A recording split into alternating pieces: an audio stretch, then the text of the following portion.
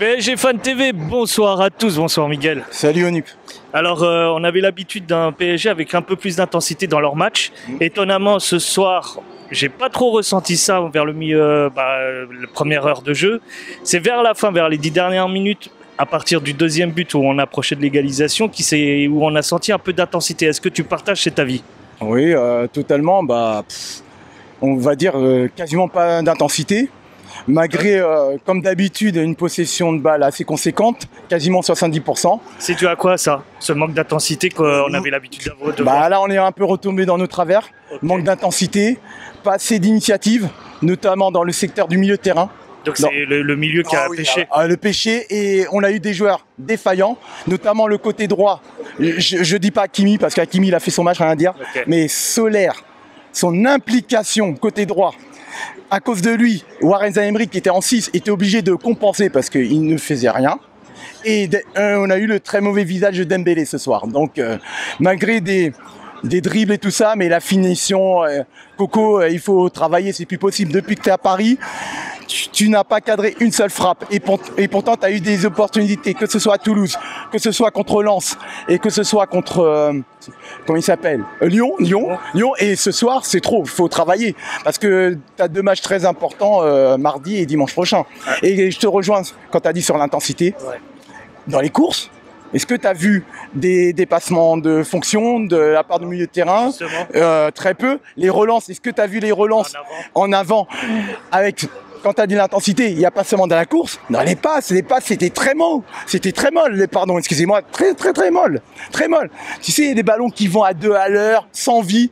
Je suis Nice, je fais double rideau, je garde mes positions et je reste en place. Et c'est ce qui s'est passé ce soir.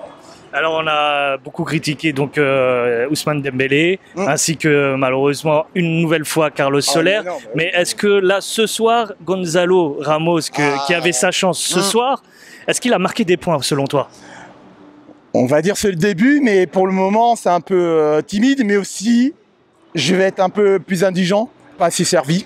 Et je trouve qu'il redescend beaucoup trop, parce qu'il y a une action qui m'a beaucoup énervé. C'est en début de deuxième mi-temps. Il est avant-centre. Je le vois, arrive, tu sais, vers la zone de Hakimi pour redemander le ballon. Il doit être où?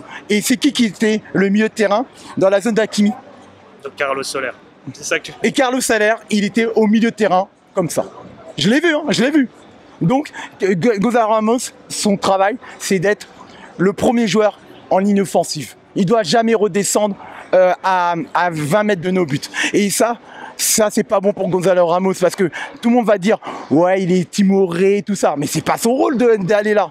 Lui, il doit être dans les 25 derniers mètres ou quand on est en position défensive sur la ligne médiane.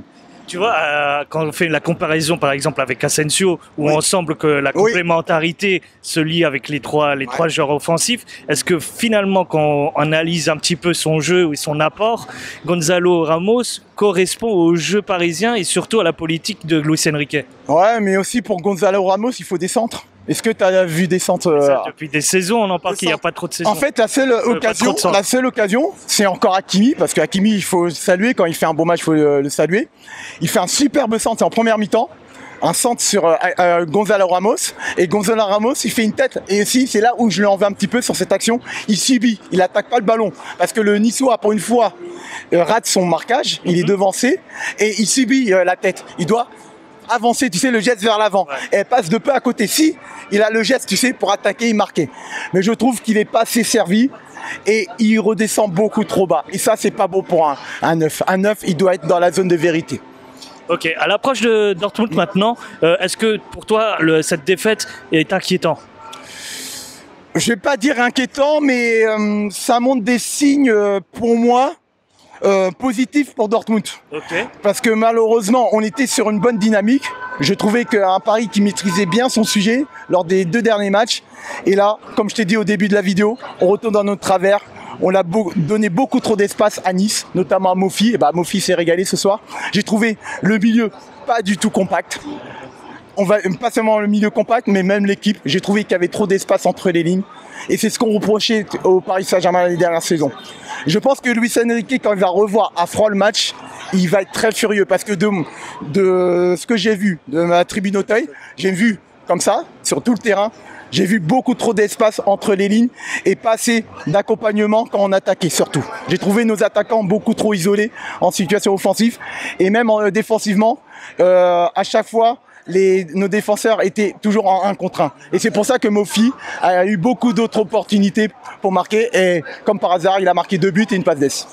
Petit message quand même pour Danilo, parce que je trouve que malheureusement, il est passé à côté de son match. Et surtout la deuxième mi-temps. La deuxième mi-temps, il commence bien, mais il finit très mal. Voilà, il finit très mal. Bon, je te remercie en tout cas, Miguel. Merci à toi. Bon, première défaite. Ça faisait première défaite du Paris Saint-Germain. Donc les 2 prochains matchs sont très importants. Le Borussia Dortmund absolument gagné vu la dureté de ce groupe et bien sûr dimanche prochain le classique. Voilà. Merci. Bonne soirée à toi.